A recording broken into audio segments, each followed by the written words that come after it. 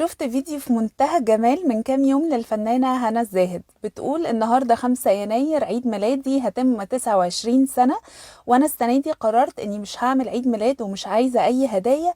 انا هروح اقضي اليوم ده في مستشفى 57 357 وهجيب 29 هدية للاطفال هناك.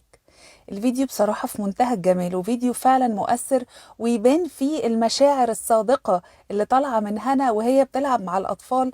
ربنا يشفيهم ويعافيهم هم وكل المرضى يا رب. بصراحة حركة شيك جدا وحركة حلوة لما المشاهير يستغلوا أعياد ميلادهم والمناسبات الخاصة بتاعتهم إنهم يلفتوا النظر للقضايا الإنسانية ويساعدوا المؤسسات الخيرية الموثوقة. دخلت على الصفحات بتاعت هنا الزاهد على السوشيال ميديا أشوف تعليقات الناس ورد فعلهم على الحركة دي إيه. بصراحة ردود الأفعال معظمها إيجابية وبتستحسن الفعل ده وبتشكرها على الحركة الجميلة دي. واللي أثر فيا قوي كمان إن في ناس كاتبة تعليقات هم أهالي أطفال من اللي بيتعالجوا في 57 357 وكانوا موجودين في اليوم اللي هنا الزاهد راحت فيه، وبيقولوا قد ايه هم مبسوطين وقد ايه هي يعني متواضعة ولذيذة وقد ايه الأطفال فرحوا لما قعدوا يلعبوا ويهرجوا ويرقصوا معاها. فبجد حاجة حلوة وجميلة ومؤثرة ومبهجة قوي. وطبعا التعليقات لا تخلو من شوية يعني حاجات كده مش حلوة من نوعية انت رايحة عشان تعملي شو، انت يعني لو رايحة تسعدي الأطفال مش هتتصوري وتحطي الفيديو على السوشيال ميديا عندك، اللي عايز يعمل خير بيعمله في السر والكلام ده. طيب خلينا نتفق على حاجة عشان نصحح المفهوم ده، لأن يعني ممكن تكون الناس دي نيتها صالحة نفسهم إن هنا أو الحد المشهور اللي بيعمل خير في العلن ياخد الثواب كامل، ما يبقاش فيه أي مشكلة. في آيتين في القرآن ربنا سبحانه وتعالى بيتكلم فيهم عن الإنفاق سرا وعلانية.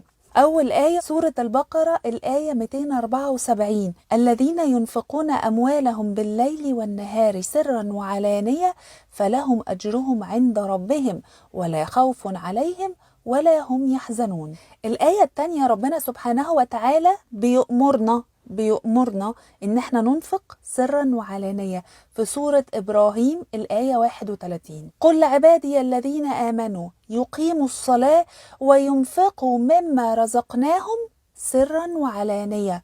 ربنا سبحانه وتعالى بيأمرنا ننفق في السر والعلانية، ننفق في السر من غير ما حد يشوفنا وننفق علانية قدام الناس. فمحتاجين نفكر نفسنا بالآيات دي لما يجي حد مشهور بيعمل عمل خير قدام الناس في العلن، ما نروحش نقول له انت مش صادق، انت لو كنت صادق ما كنتش تروح تتصور وتنشر الفيديوهات عندك، انت كنت تعمل كده في السر. لان اولا احنا ما نعرفش ممكن يكون بيعمل كده في السر ويعني مش هيقول لنا. تاني حاجة ربنا سبحانه وتعالى بآيات واضحة في القرآن الكريم بيقول لنا انفقوا سرا وعلانية. ليه بقى؟ ليه يا رب؟ ليه نعمل خير قدام الناس كده؟ ما ممكن ده يبقى رياء ولا سمعة ولا عايزين نعمل شو. لا، اللي بيعمل كده اولا بيخلي الخير منتشر، بيخليني لما افتح السوشيال ميديا والاقي هنا الزاهد عامله عيد ميلادها في 57، والاقي ناس مشهوره تانية بتدعم مستشفيات تانية، وناس تانية رايحه تدي لاهلنا الغلابه اكل ولا بطاطين ولا تبني لهم بيوت. دي حاجه كويسه بتخلي الواحد يتفائل كده ويستبشر ان لسه في خير في الدنيا. الدنيا مش كلها معاصي وفواحش وناس بتاكل حقوق بعض. ثانيا الفنان والمشهور يا جماعة قدوة، وفي ناس بتحبه وفي ناس بتقلده. فلما هنا تعمل كده في ناس بتحبها وتقلدها وهتروح تعمل كده في مستشفى 57.